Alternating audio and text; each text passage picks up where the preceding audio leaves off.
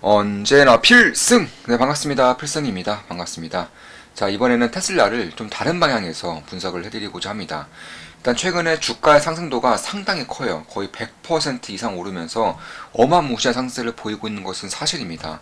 사실 100달러 초반대까지만 하더라도 저는 어마어마한 기회라는 것을 알고 있었고, 그에 따라서 공개적으로 영상을 지속적으로 찍어드렸었고, 저 같은 경우도 추가 매수를 지속적으로 진행하면서 이제 테슬라의 비중을 상당히 높인 것은 사실이에요. 이런 것들을 멤버분들이 당연히 다들 알고 계실 거라고 생각을 하고 있습니다. 실제로 영상에서도 보시면 작년 12월부터 꾸준히 말씀드렸어요. 137달러 때부터 말씀드렸었죠. 테슬라 둘도 없는 기회, 지금 당장 주목해야 하는 이유, 역대급 반전, 이렇게 처음에 말씀을 드렸고요. 그 이후에 꾸준하게, 정말 꾸준하게 테슬라를 사야 한다. 테슬라는 지금이 정말 기회다. 매수 관점에서 바라봐야 한다라고 정말 여러 번 말씀드렸습니다. 테슬라 완벽 분석, 자율주행 FSD, 테슬라봇, 옵티머스 둘도 없는 기회. 네, 다시 한 번 더 둘도 없는 기회라고 말씀드렸었고, 이 당시 주가는 123달러였습니다. 또 말씀드렸죠. 네, 계속 말씀드려요. 공개적으로 계속 말씀드렸고, 당연히 조그만 기본과 텔레그램 방에서는 꾸준하게 추가 매수를 계속해서 진행함으로써 비중이 상당히 커져 있었습니다. 테슬라 역대급 저평가 영역 진입, 지금이 최고의 기회인 이유, FSD, ESS 태양광, 실적 폭발 주목. 참고로 지금은 이제 테슬라에 대해서는 일부 매도를 했습니다. 이에 대해서는 말씀을 드리고 이제 시작해야 될 것 같아서 일부 매도했다는 것을 말씀드립니다. 절대 매수 매도 추천 리딩 절대 아닌 거 다들 알고 계시죠? 참고하시면 되겠습니다. 자, 테슬라 20% 가격 인하가 시사하는 것. 일론 머스크의 진짜 목표는 로보택시, 현대차 등 내연기관차 위기 직면. 실제로 이 당시에 테슬라가 20% 정도의 가격 인하를 진행하면서 사실 노이즈가 상당히 많이 꼈었어요. 그 노이즈는 대부분 이제 테슬라가 위기에 빠졌다. 테슬라의 경쟁력이 다른 자동차 기업 비해서 딱히 좋지가 않다. 이런 이유로 가격을 인하해도 실적이 상당히 많이 악화될 것이라는 그런 의견들이 상당히 많았었고, 저는 아니라고 봤죠. 저는 내연기관차들이 오히려 큰 위기에 빠질 수 있을 것이고, 나아가 전기차 기업들도 위기에 빠질 가능성이 높다. 이렇게 말씀드렸었습니다. 테슬라 투자에 있어 반드시 명심해야 할 것, FSD 자율주행, 로보택시, 사이버트럭 상용화 직전, 테슬라 실적 괜찮을 것. 대놓고 4분기에 테슬라 실적이 괜찮을 것이라고 말씀드렸고, 실제로 4분기 테슬라 실적은 괜찮았습니다. 좋았었죠. 그 이후에 주가는 폭등을 했었었고, 이 당시에도 주가는 꽤나 이제 반등 중에 있었지만, 그러면 또 128달러였습니다. 그리고 이제 마지막으로 이제 끝판왕급으로 좀 말씀을 드렸었죠. 테슬라 주가가 급등할 수밖에 없는 이유, 이미 154달러까지 주가가 꽤나 상승했음에도 불구하고 155달러까지 상승했음에도 불구하고 급등할 수밖에 없는 이유에 대해서 말씀을 드렸었습니다. AI 경쟁자 없다, 자율주행, FSD, 인공지능, 로보택시, 사이버트럭 주목. 이런 식으로 테슬라에 대해서는 매수 일변도로 꾸준하게 말씀을 드렸었는데, 오늘은 좀 다른 관점에서 좀 분석을 해드리고자 합니다. 당연히 저는 테슬라에 대한 비중이 아직도 많아요. 아직도 거의 가장 많습니다. 가장 많다. 네, 가장 많아요. 네, 미국 주식 중에서는 가장 많네요. 네, 비중이 가장 많고, 그만큼 테슬라에 대해서는 한 2020년도부터 한 50번 이상의 영상을 찍어드렸고, 우리 조은마켓 꿈덕의 텔레그램 방에서도 꾸준하게 분석해드린 기업이기 때문에, 우리 멤버분들은 테슬라에 대해서는 아마 웬만한 전문가들보다 훨씬 더 기업 내용이라던가 테슬라가 가고자 하는 방향성에 대해서는 훨씬 더 많이 알고 계실 것이라고 생각하고 있습니다. 이 당시에 주가는 155달러. 다만 그럼에도 50%가 상승하고 있었음에도 테슬라의 주가가 급등할 수밖에 없는 이유에 대해서 설명을 드렸었죠. 한번 제가 좀 다른 관점에서 말씀을 드릴게요. 만약에 테슬라를 매도해야 된다면, 그러니까 테슬라를 비중을 일부 줄여야 된다면 언제가 좋겠는지에 대해서, 그리고 그 이유에 대해서 분석을 해드리겠습니다. 지금 보시면 테슬라가 작년 12월 말부터 급전직하를 했습니다. 거의 반토막이 났죠. 단 한 번의 반등도 없이 계속적으로 빠졌어요. 사실 이런 식으로 빠지면서 가장 큰 역할을 했었던 것은 바로 수급이에요. 수급. 테슬라에 대한 펀더멘털이 아니라 그냥 수급 영향 때문에 이렇게 빠진 겁니다. 그러니까 매도를 부르면서 반대 매매가 지속적으로 터졌고요. 신용잔고가 털리면서 이런 식의 반등이 없는 매도세가 계속 나왔었고, 그런 반대 매매가 양이 너무 많았었기 때문에 거래량이 폭등했었다. 그리고 저가에서 줍줍하는 세력들도 상당히 많았었고요. 제가 이 당시에 이제 거래량이 이렇게 터지는 것을 보면서 바닥권에 다 왔다. 그리고 기술적 분석을 아주 자세하게 텔레그램방에서도 해드렸었죠. 그래서 그런 부분에 대해서는 정확하게 이제 맞아떨어졌는 것 같고요. 그럼 지금 입장에서는 어떻게 바라봐야 되느냐? 자, 일단 핵심부터 말씀을 드릴게요. 이런 식으로 기업의 펀더멘털 이슈가 아니라 단순한 수급 문제, 특히나 이런 대출 혹은 신용 잔고 반대 매매가 터지면서 이런 식으로 이제 개인들의 물량이 털리면서 빠지는 흐름은 사실 무시해도 되는 흐름이에요. 그러니까 펀더멘털에 대한 흐름이 아니기 때문에 다시금 올라올 가능성이 상당히 높은 흐름입니다. 그러니까 이거를 무시하자는 거예요. 이 흐름을 무시하면 결국 적정 주가, 이때 당시에 적정 주가는 이 정도면 대략 한 190달러 정도, 190달러 정도가 적정 주가였다. 따라서 제가 155달러에서도 테슬라의 주가가 폭등할 수밖에 없는 이유에 대해서 강력하게 말씀드렸던 이유 중에 하나이고, 근데 지금은 이 적정 주가를 넘어섰다라고 볼 수 있습니다. 그러니까 작년 연말 기준으로 테슬라의 주가가 적정 주가를 넘어섰다고 볼 수 있는 것이고, 지금부터는 어떤 식으로 흘러가는지가 상당히 중요해지고 있습니다. 다만 지금의 흐름을 봤을 때에는 다 저항 라인에 부딪혔어요. 저항 라인에 부딪혔고 주봉상, 월봉상으로도 봐드릴 텐데 이에 대해서는 좀 이해가 안 되시는 분들이 많을 거예요. 그래서 수급에 의해서 빠졌다는 것은 알고 있다. 그런데 그렇다고 해서 이 흐름을 무시할 정도가 되겠느냐, 이런 식의 좀 의구심을 가질 텐데 다른 기업들도 좀 설명을 드릴게요. 일단 대표적으로 코스피도 있어요. 네, 코스피 같은 경우도 2020년도 차트를 돌려보시면 똑같아요. 이렇게 빠지면 이렇게 올라옵니다. 수급에 의해서 빠졌기 때문에 그런 거예요. 그 외에 또 최근에 이제 그런 것들을 좀 봐드리면 보시면 네, KWEB 같은 경우도 중국의 기술주 ETF죠. 보시면 이런 식으로 작년 9월부터 그냥 별 이슈도 없이 계속 빠졌어요. 매도가 매도를 불러일으키면서 이런 식으로 쭉 빠졌습니다. 그리고 다시금 반등하죠. V자 반등했습니다. 그리고 여기서 정확하게 이 라인에서 지지를 보이면서 2차 상승이 있었던 것이고요. 다시금 빠지면서 이 라인을 지켜주고 있었던 것이죠. 그러니까 이런 것처럼 사실 이렇게 수급으로 빠지면 그 해당 ETF라던가 기업이 펀더멘털이 멀쩡하다면 혹은 오히려 성장 중이라면 사실 V자 반등이 될 가능성이 상당히 높아요. 2020년도 코로나 때도 수급이, 그러니까 매도가 매도를 불러일으키면서 빠졌었기 때문에 굉장히 급하게 빠졌었기 때문에 급하게 그 자리까지는 올라왔던 겁니다. V자 반등이라고 하는 거죠. 그 외에도 K홀딩스, 네, K홀딩스 같은 경우도 중국의 부동산 기업입니다. 중국의 부동산 플랫폼 기업이에요. 보시면 수급을 불러일으키면서 매도가 매도를 불러일으키면서 이런 식으로 힘없이 매가리 없이 쭉 빠졌습니다. 그리고 어떻게 됐죠? 저가를 잡으면서 다시금 V자 반등했죠.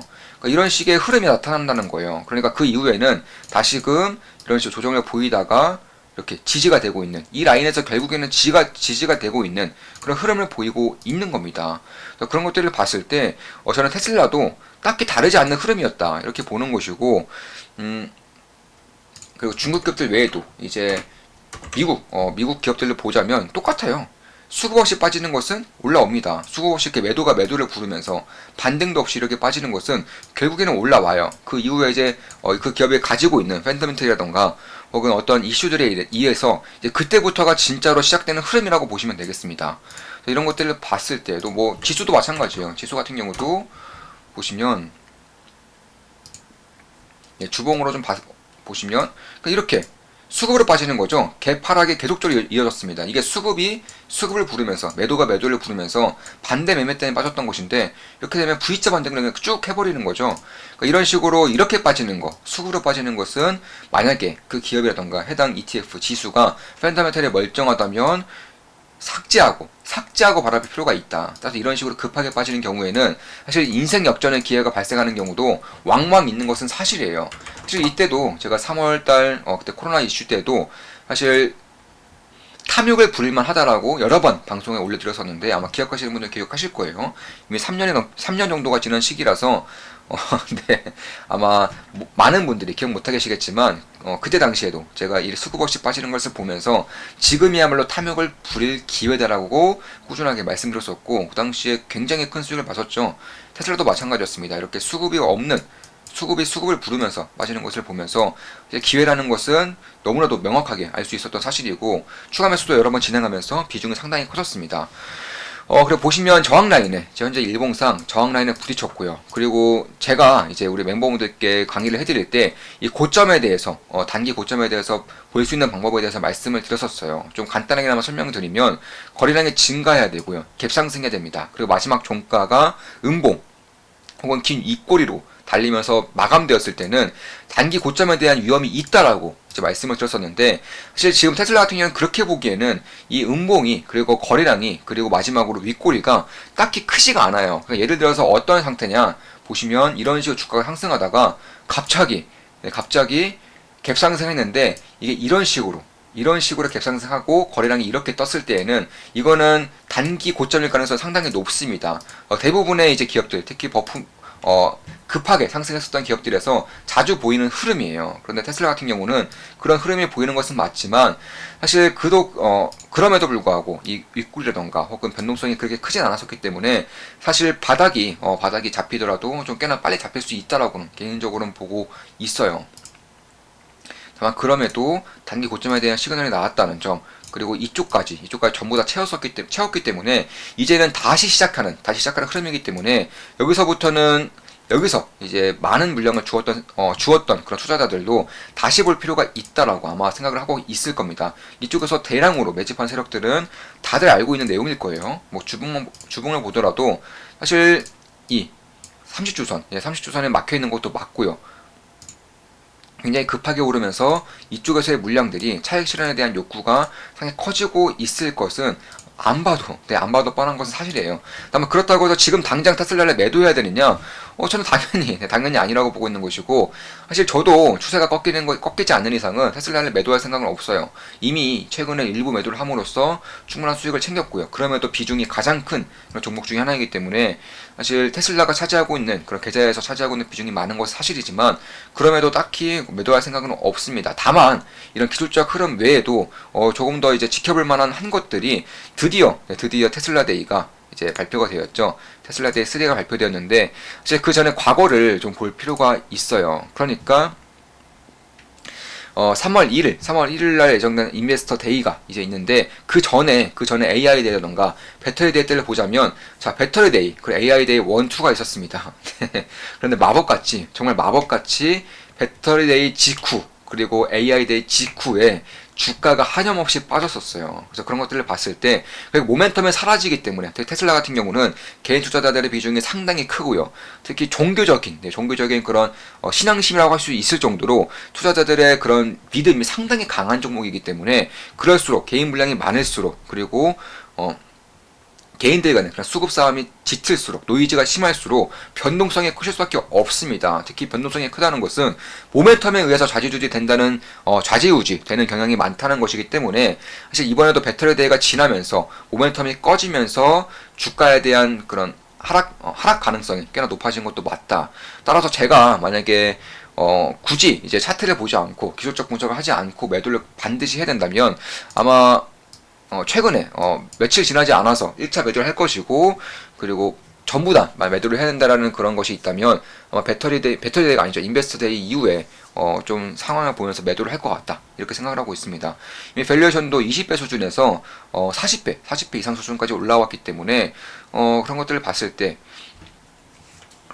사실 어느 정도의 그런 경각심 이런 것들은 보고 바라보면서 투자할 필요가 있다. 물론 저 같은 경우도 추가 매수를 지속적으로 진행했음에도 불구하고 현재 마지막으로 제가 계좌를 확인했을 때가 아마 50% 이상 수익을 봤던 것 같아요. 좀 정확하게 좀 살펴보면 아마 50% 이상의 수익을 기록하고 있을 텐데, 제가 막 지금 당장 매도해야 된다, 지금 당장 테슬라를 숏쳐야 된다, 이런 건 절대 아니에요. 그저 투자자로서 어느 정도의 그런 경각심을 슬슬 가실 때가 되었다. 그러니까 펀더멘털 이슈 없이 수급 이슈로 빠졌던 것은 전부 다 회복되었기 때문에 다시금 새롭게 바라볼 필요가 있다. 이런 것들을 삭제시키고 여기서부터 바라볼 필요가 있다는 것이고, 저 같은 경우도 현재 67% 수익을 기록하고 있어요. 추가 매수를 많이 진행했음에도 바닥권에서 진행했기 때문에 67.6%의 그런 수익을 기록하고 있는 것은 사실입니다. 사실 그렇다고 제가 테슬라에 대해서 안 좋게 보는 건 절대 아니에요. 그 전에 또 여러 번 말씀을 드렸다시피 사실 테슬라의 가장 큰 목표는 로보택시입니다. 로보택시를 진행하기 위해선 정말로 많은 차량을 판매해야 되는 것은 사실이에요. 그러니까 생각을 한번 해보면, 자, 우리가 택시를 타고자 합니다. 택시를 타려고 하는데 택시가 안 잡혀. 네. 그러니까 테슬라 같은 경우는 굳이 포지션을 따지자면 아이폰 포지션이에요. 애플 포지션이죠. 본인들이 다 하겠다는 겁니다. 그러니까 어떻게 보면 좀 폐쇄적이라고 할 수 있는 것이죠. 그런데 만약에 테슬라 택시를 꼭 타고 싶은데, 로봇 택시를 꼭 타고 싶은데 테슬라 차량이 없어서 택시가 안 잡히면 아무리 기술력이 뛰어난데 뭐 하겠습니까? 못하죠. 로봇택시를 이용을 못해요. 이용자들이 로봇택시를 이용을 못한다는 것은 테슬라가 돈을 못 번다는 겁니다. 따라서 테슬라 입장에서도 로봇택시 전까지는 수천만 대의 차량을 판매해야 되는 것은 사실이고요. 수천만 대, 수억 대 정도의 차량을 판매하기 위해서는 결국 굉장히 저렴한 가격에 판매를 해야 된다는 거예요. 그만큼 물량이 많이 풀리면 많이 풀릴수록 로봇택시에 가까워진다는 것이고, 그럼 여기서 빵꾸 나는 것들, 그러니까 가격을 인하하게 되면, 저렴한 가격에 팔게 되면 자연스럽게 영업이익률이 빠지면서 실적이 좋지 않고, 그리고 무엇보다 영업 현금 흐름이 낮아지기 때문에 테슬라가 추후 나아가고자 하는 방향성에 대한 투자가 지지부진해질 수가 있습니다.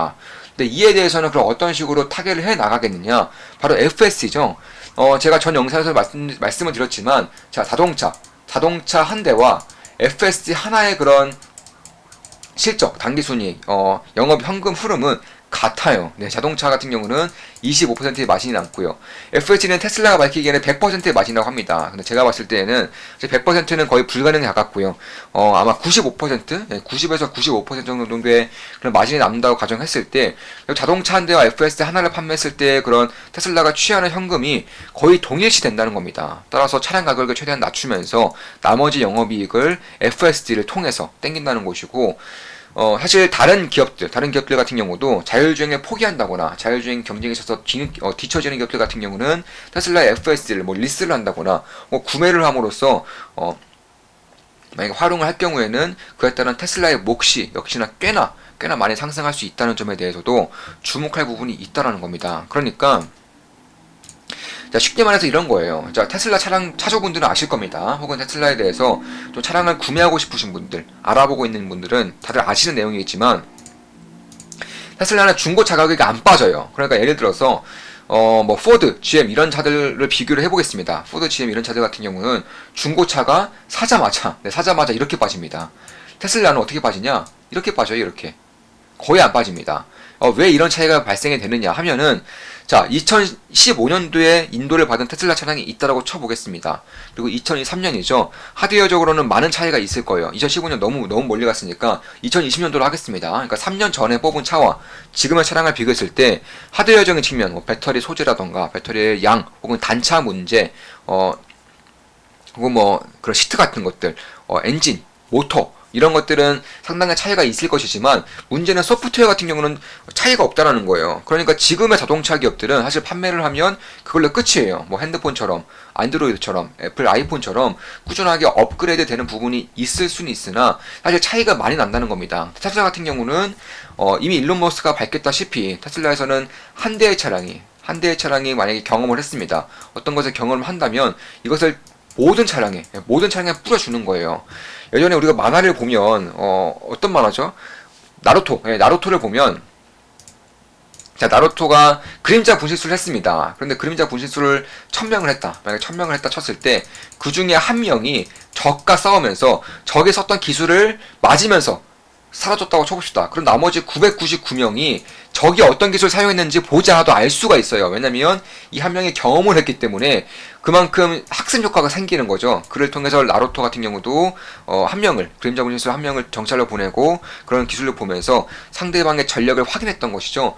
똑같아요. 테슬라 같은 경우도 네트워크적으로 연결이 굉장히 견고히 되어 있기 때문에 소프트웨어에 대한 그런 업그레이드와, 그리고 나머지 한 대가 경험했을 때 다른 나머지 차량들에 대한 그런 경험 공유가 가능하기 때문에 소프트웨어적인 부분에서, 그 차이적인 부분에서는 압도적인 차이가 발생할 수밖에 없는 것이고, 이런 차이는 지금도 만들어지고 있어요. 따라 제가 이때 이제 분석을 한창 해드릴 때 자율주행 경쟁은 사실상 끝났다라고 말씀드린 이유도 여기에 있는 겁니다. 모빌아이가, 그리고 엔비디아가 테슬라를 따라하지 못할 이유에 대해서도 자세하게 분석을 해드렸던 것이고, 텔레그램 분석글에서도 자세히 분석을 해드렸죠. 그래서 그런 것들을 봤을 때 결국 만약에 매도를 해야 된다면 지금부터는 조금씩 볼 필요가 있는 것은 맞겠지만, 그렇다고 해서 테슬라가 안 좋다거나 테슬라의 경쟁력이 떨어진다거나 그런 건 절대 아닙니다. 다만 저 같은 경우는 리스크를 지지 않는 투자를 하는 겁니다. 그러니까 오래된 멤버분들은 다들 아시겠지만, 저는 멤버십 운영 후 3년 동안 운영하면서 보면서 계좌 손실을 본 적이 없어요. 뭐 코로나 때도 마찬가지고 작년도 수익을 보면서 마무리 지었습니다. 그러니까 이런 것들을 봤을 때 저는 리스크 지는 것을 굉장히 싫어해요. 리스크지를 가장 최우선순위로 보는 것이고, 워런 버핏도 항상 강조했던 말이 있죠. 절대 잃지 마라. 제 1원칙 절대 잃지 마라. 제 2원칙, 제 1원칙을 절대 잊지 마라. 이런 식으로 강조를 한 만큼 리스크 회피, 리스크 매니지먼트는 투자에 있어서 절대적으로 중요하다고 할 수가 있겠습니다. 설령 테슬라 투자자라고 하더라도 여기서 매수를 하신 분들은 아마 뼈저리게 느끼고 계실 거라고 생각을 하고 있어요. 따라 저는 고점에서 비중을 줄이면서 저점은 다시 비중을 채우면서 지분을 꾸준하게 늘려가는 식의 투자를 하기 때문에 이런 식의 그런 분석을 해드리는 거니까 오해는 하지 말으셨으면 좋겠습니다. 자, 이거 방송 마치겠습니다. 테슬라에 대한 분석이었습니다. 기술적 분석을 해드렸고, 만약에 매도를 해야 된다면 지금부터는 생각해 볼 필요가 있다라고 말씀을 드렸고, 3월달 인베스터 데이 이후에는 특히나 더 경각심을 가질 필요가 있겠다, 이렇게 말씀을 드리면서 분석 마치겠습니다. 테슬라에 대한 분석이었습니다. 절대 매수매도 추천 리딩 아닌 거 다들 알고 계시죠? 필승 구독, 필승 알림 설정, 좋아요는 돈이 됩니다. 필승!